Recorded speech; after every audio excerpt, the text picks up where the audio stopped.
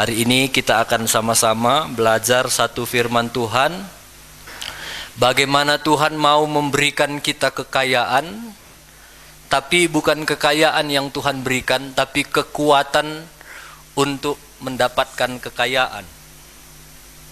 Ulangan pasal 8 ayat 18. Tetapi haruslah engkau ingat kepada Tuhan Allahmu, sebab dialah yang memberikan kepadamu apa? Kekuatan untuk memperoleh kekayaan. Dengan maksud meneguhkan perjanjian yang diikrarkannya dengan sumpah kepada nenek moyangmu seperti sekarang ini. Jadi Tuhan gak janji kekayaan sama kita. Tuhan janji aku kasih kamu kekuatan untuk memperoleh kekayaan. Ada banyak kekuatan yang Tuhan beri. Salah satunya yang hari ini kita akan pelajari adalah kekuatan mengelola. Apa? Mengelola. Yesus waktu dia di dunia, dia nggak ajar murid-muridnya hanya bagaimana cara menginjil, enggak.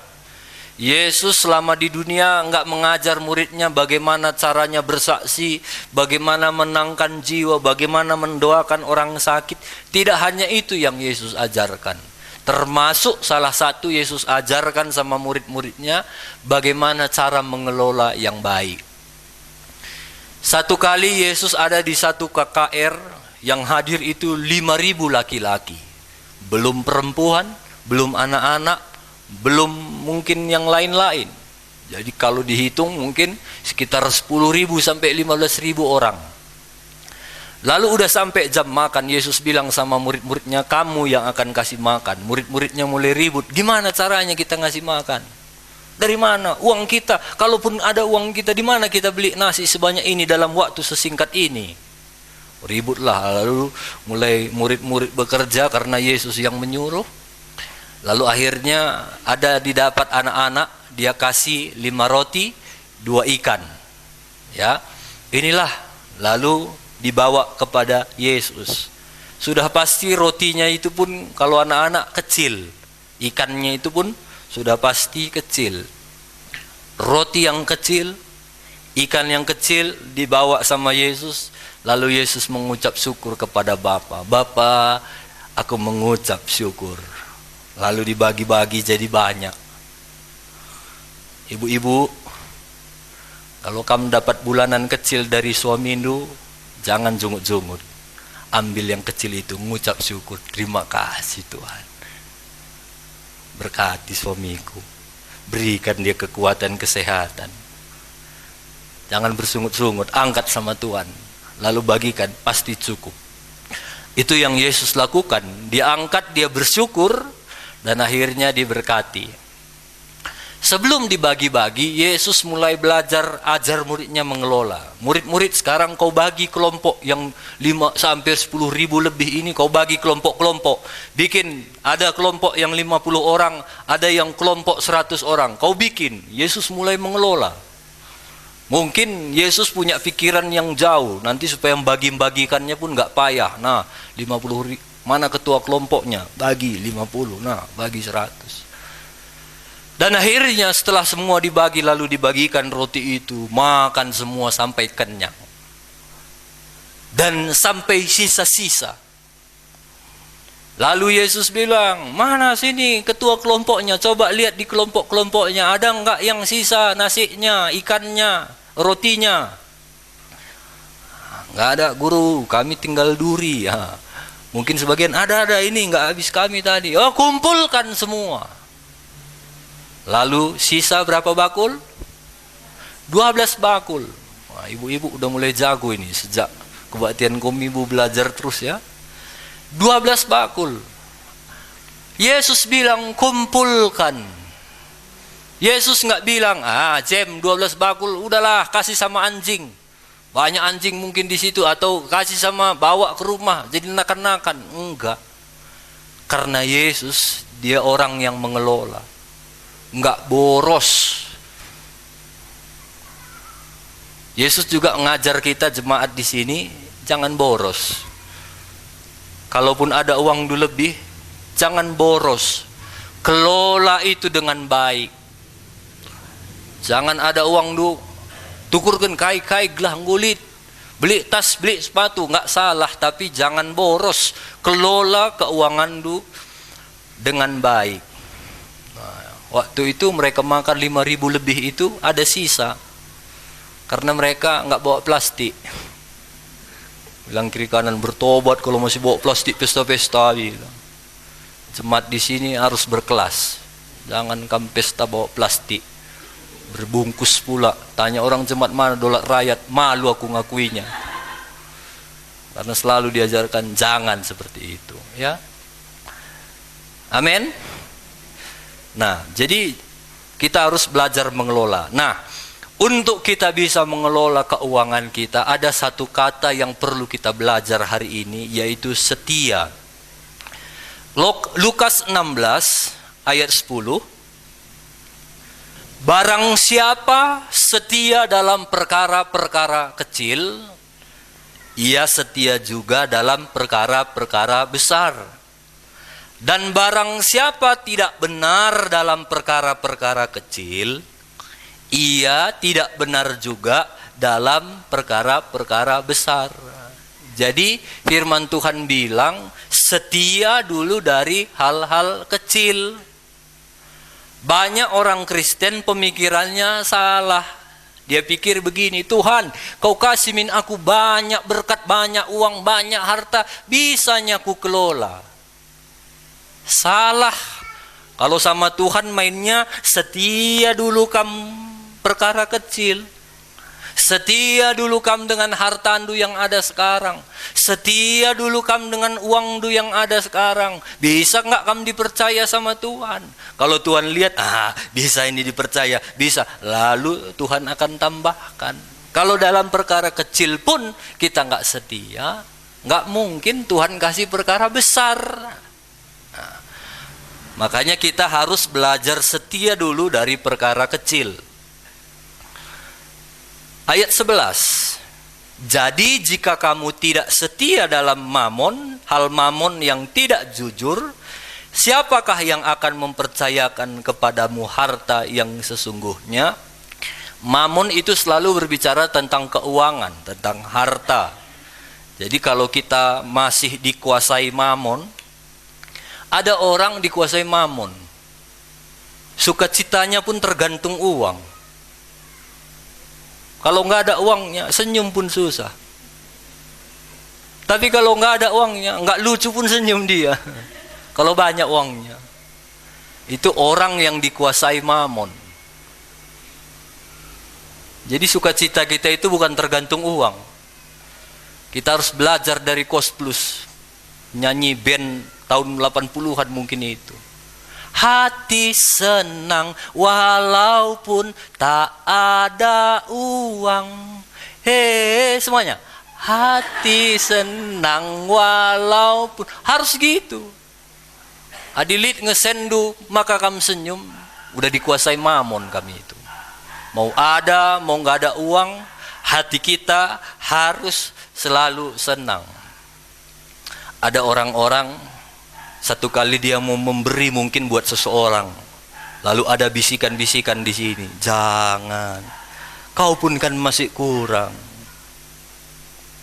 tasmu kemarin kan belum beli, sepatumu, nantilah itu, jangan pula kau sok-sok memberi, kau pun masih susah.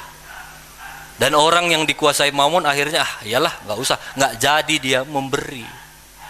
Nah, jadi hari ini kita harus belajar lepas dari mamon itu. Jadikan harta, uang, keuangan kita itu jadi hamba. Jangan jadi bos. Jangan uang kita yang ngatur kita. Kita yang ngatur uang. Mau ngatur dia. Hari Minggu kerja saja kau. Diam kau. Jangan kau ngatur. Masuk kau. Hari Minggu gini, udahlah. Nggak usah ke gereja. Kapan pun bisa. Diam kau. Jangan kau ngatur. Harus gitu. Kalau uang ini jadi hamba, maka dia akan menjadi hamba yang baik. Tapi kalau dia jadi tuan, dia akan menjadi tuan yang kejam. Jadi jangan jadikan dia jadi tuan, jadikan dia jadi hamba. Ayat 12. Jikalau kamu tidak setia dalam harta orang lain, siapakah yang akan menyerahkan hartamu sendiri kepadamu? Berarti ada harta kita yang sesungguhnya yang Tuhan mau kasih sama kita. Tapi kuncinya harta itu akan nyampe sama kita, kita harus setia dulu kepada harta orang lain.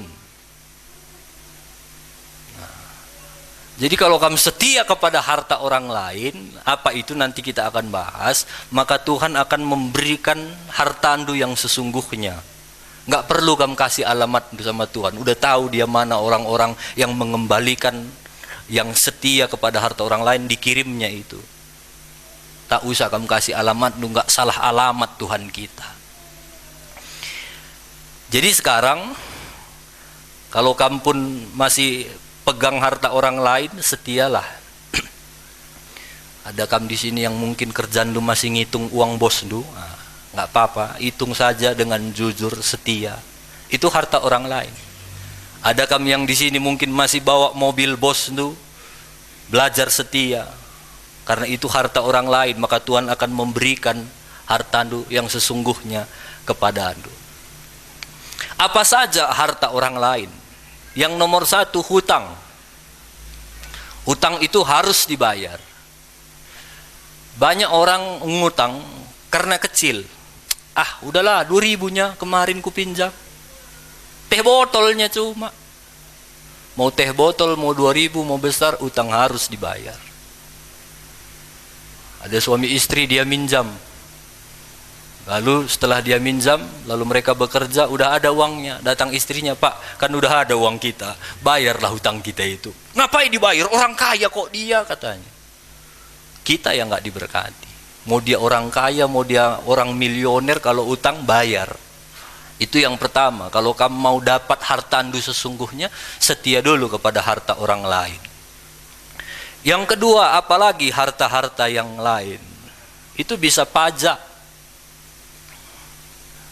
Pajak PBB, pajak kendaraan bermotor, bayar semuanya pajaknya. Itu harta pemerintah. Kalau kita nggak setia, kita nggak akan dapat harta kita yang sesungguhnya.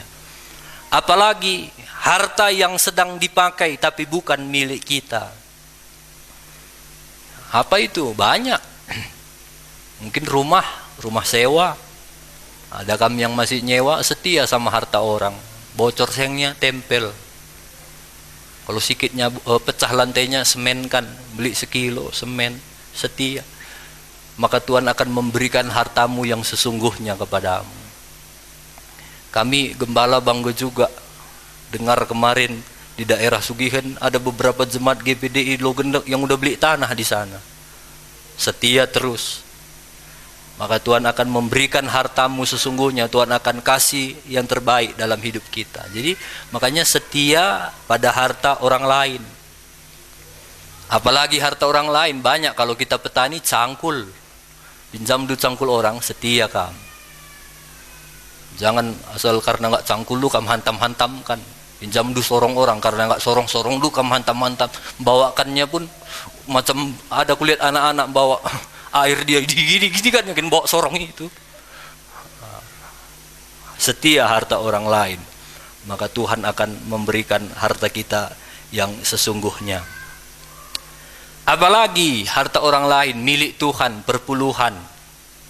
Di sini sudah ada perpuluhan. Saya sudah cerita banyak tentang perpuluhan. Jadi itu adalah milik Tuhan. Kalau kamu mengambil bukan milik lu, namanya maling. Maling nggak bisa diberkati Tuhan. Jadi setia bayar perpuluhan. Apalagi ada mungkin harta yang Tuhan titip pada kita untuk membantu orang lain. Bisa itu tetanggandu, bisa mertuandu, bisa edandu, bisa seninandu, bisa siapa-siapa saja. Setia.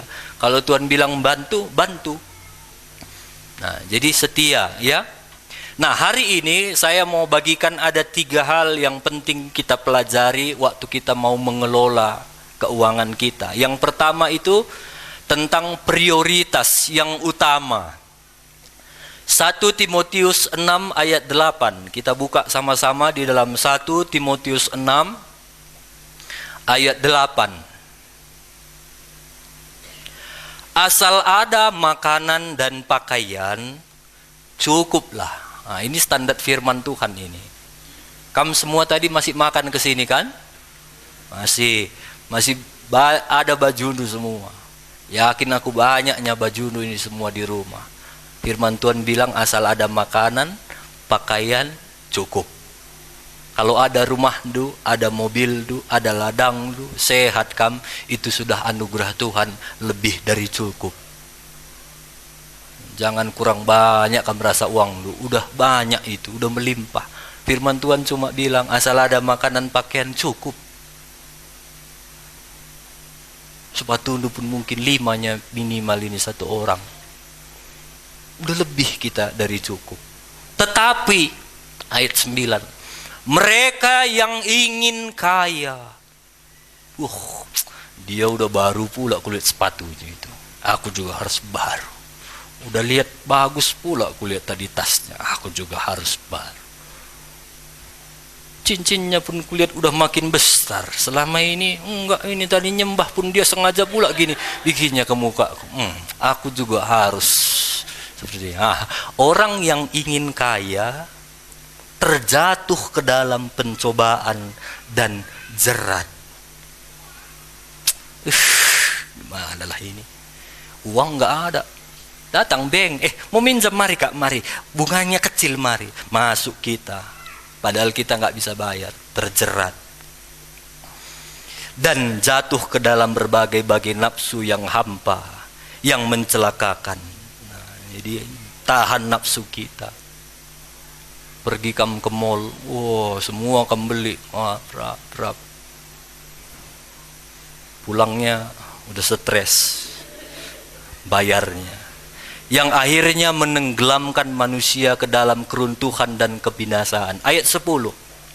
Karena akar segala kejahatan adalah cinta uang, bukan uang, ya. Semua kita perlu uang.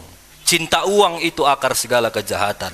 Sebab oleh memburu uanglah beberapa orang telah menyimpang dari iman dan menyiksa dirinya dengan berbagai-bagai duka. Jadi kaya nggak salah.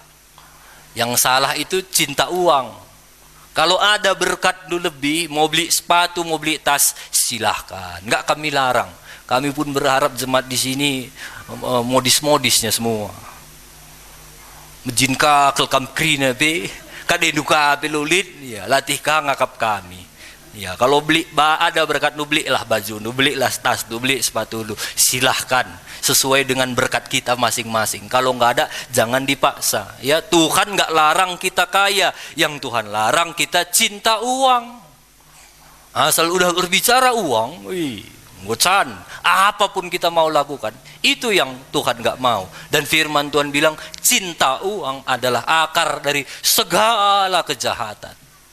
Kenapa ada orang membunuh? Karena uang. Kenapa ada orang ribut bersaudara? Karena tanah, karena uang. Kenapa begini-begini? Kebanyakan karena uang. Jadi Tuhan gak pernah janji akan memberikan keinginan kita. Yang Tuhan janji akan mencukupkan keperluan kita. Ini harus kuat. Allahku kan mencukupi keperluanku. Bukan keinginan, keperluanku. Menurut kekayaan dan kemuliaannya. Jadi Tuhan selalu akan memenuhi kebutuhan kita. Doa Bapa kami apa? Bapa kami yang di sorga, dikuduskanlah namamu, datanglah kerajaanmu, jadilah kehendakmu di bumi seperti di sorga. Berikanlah kami pada hari ini makanan kami yang secukupnya. Cukup. Karena Bapa di sorga, karena Yesus juga ngajar kita, doa secukupnya. Kalau udah ada makanan Tuhan berikan hari ini, bersyukurlah. Itu sudah cukup.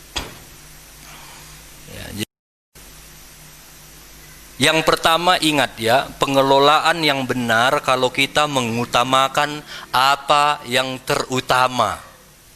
Saya nggak tahu apa yang terutama dalam hidup saudara. Coba cek keuangan saudara. Jangan-jangan banyak pengeluaran kita untuk hal-hal yang nggak utama. Sampai sekarang rasanya kita melewati hari pun berat kali kita rasa untuk mencapai yang nggak utama itu. Kalau ada yang seperti itu, coba robah. Kalau kamu bekerja untuk yang utama, nggak masalah. Tapi kalau kamu menghabiskan tenaga, pikiran, uang du, semua tabungan du untuk sesuatu yang nggak prioritas, nggak utama, itu perlu dirubah. Jadi kita, Tuhan mau mengelola dengan baik. Yang kedua, apa yang Tuhan mau dari hidup kita, seperti yang saya sudah singgung di awal. Yang kedua, untuk kita bisa belajar mengelola, kita jangan berhutang.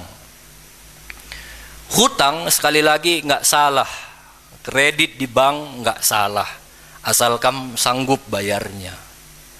Saya beberapa waktu lalu ke Bank BRI di Simpang, karena jam istirahat saya nunggu. Rupanya ada teman saya juga situ nunggu, bapak-bapak, ibu-ibu, suami istri, mereka lagi minjam ke bank itu. Ada kawannya lagi di situ. Si suami istri bilang, "Rekai kam, cerita-cerita mereka aku dengar. Kami minjam ke anak," katanya suami istri. "Kami entah udah berapa kali minjam di bank ini. Lihat itu buku kami pun udah tebal. Tapi mereka terus percaya kepada kami. Kenapa? Karena waktu kami pinjam gitu, setelah kami buka usaha kami, semuanya keuntungan kami prioritas untuk bayar utang dulu," katanya. Jadi setelah kami kerja, kami dapat uang, kami sisihkan untuk tutupin cicilan ke bank. Dan akhirnya selalu berhasil. Dan ini entah udah pinjaman keberapa kali ini, mereka tetap percaya kepada kami, kata si suami istri. Datang si ibu, "Iya di kami lanai nak, sadakutai kami nggo icap merah benge," katanya. Aku dengar itu, karena udah satu kampung, udah kebiasaannya begitu.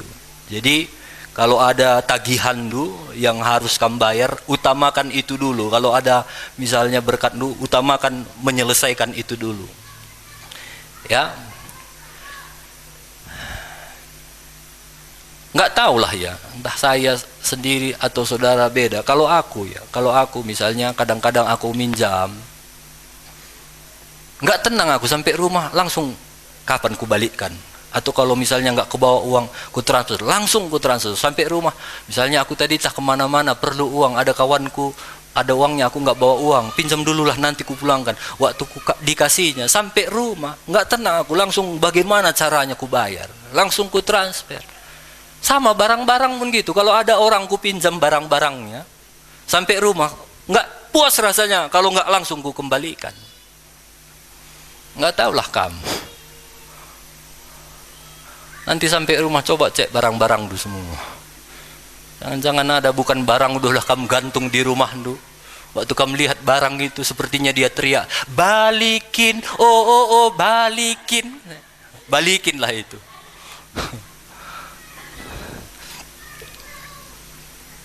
Jadi kalau ada yang kita pinjam, balikin, karena itu tidak akan membuat berkat kita yang sesungguhnya sampai sama kita. Ya, sampai rumah itu nanti PR dulu. Coba cek semuanya, cangkul dulu, barang dulu, baju dulu, tape apa, buku dulu, kaset atau apa itu yang di rumah yang bukan barang dulu, pulangkan. Walaupun itu kecil, pulangkan. Karena itu menghalangi berkat Tuhan ada dalam hidup kita. Ya, itu yang kedua. Utang nggak salah tapi selesaikan. Yang ketiga, tepat janji. Ini salah satu cara mengelola juga, tepat janji. Kalau kamu yang bekerja, misalnya kerja kamu, saya kasih contoh bengkel lah misalnya. "Digandung motor teh," katanya. Kalau besokin pagi bilang, "Jangan sekelepe dunge, lo kerdekah setengah jam," padahal kamu pun udah tahu besoknya siap itu. Lalu datang orang, "Gimana? Kamu bilang tadi setengah jam." "Ih, laku dunge pagi." "Kenapa kamu gitu?" "Ya, udah melaladat orderan." Nggak tepat janji, itu tidak bagus. Itu bukan sistem mengelola. Kalau kamu apapun pekerjaan itu, kalau udah janji, tepati janji itu. Karena janji, menepati janji itu akan menjaga nama baik ndu. Ya, jadi belajar tepat janji. Saya, istri saya dan Jacob pernah satu kali pergi ke tukang pangkas di Brastagi. Karena saya selalu pangkas di situ, cocok pangkasnya dengan saya. Lalu kami duduk Sampai di tokonya, saya melihat dia sedang memangkas dan ada 2 orang yang lagi menunggu. Si tukang pangkas lihat saya karena udah langganan, dia bilang, 2 lagi pak. Iya nggak apa-apa, sabar aku bilang. Karena nggak ada kerjaan kami, nunggu kami di situ sama istriku sama Jacob. Selesai 1 ganti, selesai 1, udah habis 3-nya. Lalu dia bilang begitu, sebentar ya pak, udah makan siang ini, makan aku sebentar ya, 15 menit saja. Aku udah 1 jam lebih di situ nunggu. Karena dia bilang 15 menit saja. Pendeta, udah nggak sabarnya aku sebenarnya, tapi udahlah, ajar aku sabar Tuhan. Nunggu lagi kami 15 menit. Tinggalkannya kami jaga tokonya itu. Nunggu 15 menit, di depan itunya dia makan. Kulihat 15 nggak keluar, 20 nggak keluar, 30 menit nggak keluar. Udah 1,5 jam sia-sia waktuku situ duduk nunggu dia. Nggak tepat janji. Ku bilang sama istriku sama Jacob, yuk naku, kita pergi, kita cari tukang pangkas yang lain. Dan sejak itu sampai hari ini, sampai Tuhan Yesus datang, nggak mau lagi aku ke situ. Itu hanya karena nggak tepat janji. Kan bisa aja dia bilang 2 lagi pak, kalau nggak cari dulu makan, habis itu makan aku nanti. Jujur, kan itu menjaga nama baik. Hanya gara-gara, padahal pangkasannya bagus. Karena pangkas cocoknya aku makan di situ. Kalah kehebatan pangkasnya, kebagusan pangkasnya itu sama nama baiknya tadi. Nggak tepat janji. Jadi belajar jaga nama baik kita. Amin. Bilang kiri kanan, kan masih bersihnya nama andu kawan. Jangan nanti asal disebutkan, apa mama situ, udah tahu semua anak lo gendak ini, cuma kamu lagi yang belum tahu om katanya. Jaga nama baik kita semua. Beberapa waktu lalu ada orang datang ke sini, dia mau buat surat pernikahan. Kami bilang nggak bisa, karena dia menikah bukan dengan suaminya, bukan dengan istrinya. Kami bilang nggak bisa, ku bayar katanya. Nggak bisa, ku bayar 1 juta yuk. Hanya buat ngeprint saja 1 lembar 1 juta. Nggak bisa, pikir dulu bu, katanya pula sama Mak Copin. Atau rembuk dulu ibu sama suami ibu, mana tahu bisa. Nggak bisa. Harus jaga nama baik. Kalau nggak bisa, nggak bisa. Kalau kamu diajak orang berbuat dosa, ayo kita lakukan 20.000 karibam lang nih, 40 lang, 100.000 ya, 100.000 aja kita ngerana sama rezeki. Jaga nama baik. Biasa kalau ketawa itu ya aku kata aku berbanlah bogalang kadina. Bertobat. Kita di sini jangankan 1 juta, 2 juta, 10 juta pun kalau enggak. Kami tetap masih melakukan kebenaran firman Tuhan. Kalau memang bisa, nggak bayar pun kita kerjakan. Tapi kalau nggak bisa, mau 100 juta pun kamu bayar, tidak bisa. Kita harus jadi anak Tuhan yang berkelas. Ya. Walaupun kita tinggal di kecamatan, harus berkelas. Ingat beberapa waktu lalu ada satu orang kaya ini, orang kaya sekali. Dia telepon saya, gimana Pak Kris bos, corona di situ, ibadah kalian? Waktu itu kita tidak ibadah. Saya bilang nggak ibadah kami Pak. Lalu gimana pemasukanmu, uang masukmu? Masih ada Pak. Jujur aja nggak apa-apanya, masih makan kalian? Masih Pak, masih banyak berkat Tuhan. Ini orang kaya ini. Jujur saja, jangan bohong, nggak apa-apa lah, biar ku bantu katanya. Enggak Pak, masih makan, berkat Tuhan melimpah bagi kami Pak. Biarpun nggak ada ibadah, masih ada berkat Tuhan. Gitu ya. Mau memberi kali aku ini katanya. Akhirnya ya kalau kamu mau memberi, jangan sama aku Pak, sama yang lain bisa. Oh iyalah, ku kirimlah berkat ya, bagi-kebagikan sama jemaat dulu katanya. Terus harus berkelas dong.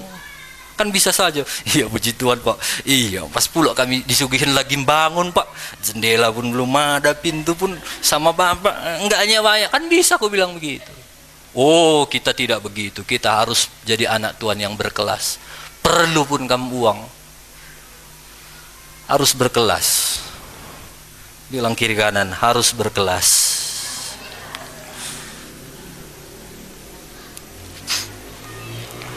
Saya baru-baru ini sama Mak Copin, kami ke pajak Brastagi. Rupanya di Brastagi di belakang itu ada pajak tingkat Di atas banyak loak. Seumur-umur kami baru sekali itu ke situ sama Mama Copin. Nggak tahu kami ada banyak rame rupanya di atas. Masuk kami ke satu toko waktu kami pilih. Lewat satu ibu-ibu. "Hei om, belanja kami om," katanya. "Singgah kari toko ta ya om," katanya. Weh bi, lo kutah jemaat ja. Tapi sudah pasti mungkin jemaat kita tah dari mana lah. Jemaat Cibayak mungkin. Baru lagi sebentar lagi. Om, tante," katanya pula. "Singgah nanti ada pula toko sepatu kita." "Enggaknya nanti mahal aku bikin tante om. Datang kalian ya om." Karena udah nggak enak hati, agak masuklah kami sedikit biar tutupi celana-celana itu. Jangan-jangan jemaat pula nanti semua di atas kan. Akhirnya karena kami bilang iya, udahlah kita tepat janji, yuk kita singgah ke toko sepatunya. Saya bilang sama Mak Copi. Lalu kami masuk ke toko sepatunya. "Ayo pilih tante, pilih, senang kali kami kalian datang ke sini." Lalu waktu kami pilih dapat. Lalu kami bilang berapa? "Sekian om," katanya. Kami nggak bilang, lah nih kurang. Berkelas kita. Nggak rugi kam nanti. Karena murah kali kami bikin. "Enggaknya om, udah adanya sedikit untung kami," katanya. Harus berkelas kita. Mahal pun kamu merasa, bayar saja. Kalau kurang pun ya kurangi sitik ningen. Ulah kah sampai murtad kami bikin yang jual 10.000, baci 1.000. Ya kalau kurang-kurang sedikit oke lah. Saya bilang sama istriku, "Ma, tambahi 50.000 lagi. Kita beli, nambahi. Berkelas. Supaya nanti kami belanja ke situ bisa. Itu cuma seumur hidup pun belanja ke situ. Jarangnya kami belanja. Tapi bagi dia kan, wah, pendeta Surbakti. Wah, nama baik. Lebih penting dari segalanya." Ini enggak. Iya, ngukarah pendeta si tukang tawar nak kakak. Padahal kita lah bawa tukang tawar. Agak kalak kita mbaba tawar. Enak yang guru ini tukang tawar katanya. Jangan gitu ya. Kalau nawar boleh, tapi jangan sampai "Askaya 3.000, ya japin deh 1.000 padahal nggak ada. Jah buat tahu nak kalau si Brina. Enak ah. Karena nggak ada aja 1.000. Jadi jangan bohong ya. Jadi belajar kita menjadi anak-anak Tuhan yang berkelas, tepat janji ya, tepat janji itu penting. Pokoknya apa yang udah kamu janjikan tepati. Jadi ini 3 hal yang hari ini kita belajar. Bagaimana Tuhan itu sampai dia sumpah mau memberkati kita di ayat yang pertama tadi. Tapi dia kasih kita kekuatan untuk bisa menjadi kaya. Tapi yang harus kita tahu, ingat prioritas kita. Apa prioritas lu? Tentukan prioritas. Kalau itu yang paling penting, kerjakan. Kalau kamu terlalu banyak menghabiskan tenaga pikiran lu untuk sesuatu hal yang nggak penting, udah mulai bisa digeser itu. Yang kedua, jangan berutang. Kalaupun berutang, selesaikan. Ya. Prioritas kamu, kalau ada utang tuh sekarang, kredit tuh, prioritas kamu, bagaimana aku menutupi itu. Jangan seperti anak kampung yang saya bilang tadi. Jadi ini bukan berbicara tanggung jawab kita kepada manusia, tapi tanggung jawab kita kepada Tuhan. Itu yang tadi firman Tuhan bilang, ada harta yang Tuhan mau kasih, harta kita yang sesungguhnya. Tapi kalau kita nggak setia kepada harta orang lain, itu gantung, nggak nyampe. Itu yang kita mau tangkap hari ini. Jadi selesaikan. Walaupun itu kecil ya. Yang ketiga, belajar jadi anak Tuhan yang jaga nama baik, tepat janji. Itu bisa menjadi satu hal yang Tuhan percayakan, sesuatu hal yang besar kalau kita bisa tepat janji, jaga nama baik. Tadi saya disuguhin cerita begini. Saya semalam merenung, udah berapa lama bangunan kita ini? Ternyata sudah 3 tahun, saya bilang. Saya tanya mereka, ingat kalian dulu berapa modal kita pertama kita mau dirikan gereja ini? Ya, mereka pun udah lupa, tapi kalau saya ingat mungkin sekitar 3-4 juta cuma uang kami waktu itu. Kami letakkan batu pertama dengan iman. Dan hari ini bisa selesai seperti ini, saya bilang. Kenapa? Ini salah satunya karena Tuhan lihat kita bisa mengelola keuangan dengan baik. Di Sugihan itu masang tiang gini kami, nggak sekali masang tiang karena menghemat papan.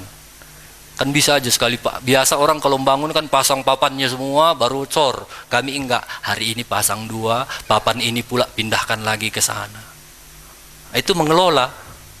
Bisa sekali semua pasang, melala senta belala. Tapi Tuhan lihat, anak lah kak terpercaya Ya, pasang 2. Dan akhirnya selesai, saya bilang. Itulah bekas kayunya yang kita pasang. Kayunya udah nggak gini lagi, udah gini. Nanti kalau kamu jalan ke Sugihan masih ada barang udah gini, saking seringnya dipakai, udah berapa kali pakai. Tapi begitu kan, itu satu hal yang penting kalau kita bisa dipercaya, bisa mengelola. Apa yang masih bisa pakailah ku bilang. Kalau misalnya masih bisa itu dipakai lagi untuk peranca, pakai. Jangan beli, jangan boros. Tapi kalau memang nggak bisa, beli. Kita selalu mengelola uang dengan baik. Berapapun uang yang masuk, kita kelola dengan baik. Jangan boros. Kalau bisa akali. Perancanya udah nggak sampai sambung. Kan bisa lah, buat baru. Nggak, sambung. Udah nggak kuat paku lagi. Kita selalu belajar mengelola. Dan sampai hari ini bisa terus berjalan. Tuhan kasih terus berkat-berkatnya nggak berhenti. Jadi saudara pun belajar mengelola. Ya, jangan boros-boros. Kalaupun ada uang mau beli sesuatu, silahkanlah. Nggak apa-apa. Jalan-jalan ke pajak luar, di pajak tingkat itu banyak yang bagus-bagus. Jadi jangan boros, belajar mengelola ya, jaga nama baik kita. Kalau nama baik itu udah nggak bagus, udah susah nanti memperbaikinya. Jadi ingat, kalau kamu mau dipercaya Tuhan kekayaan yang luar biasa, kita harus kuat di kekuatan untuk menerima kekayaan. Harus ingat mana yang paling utama. Jangan berutang, kalaupun berutang lunasi. Yang ketiga, belajar jadi anak Tuhan yang tepat janji ya. Ini menjaga nama baik. Saya percaya seperti yang saya bilang tadi, Tuhan kita di sorga itu tidak diam. Dia lihat sikap kehidupan kita dan dia nggak pernah salah alamat. Mana orang-orang yang mau setia dari hal-hal kecil, dia akan berikan perkara-perkara yang besar dalam kehidupan kita. Tuhan memberkati kita semuanya. Haleluya.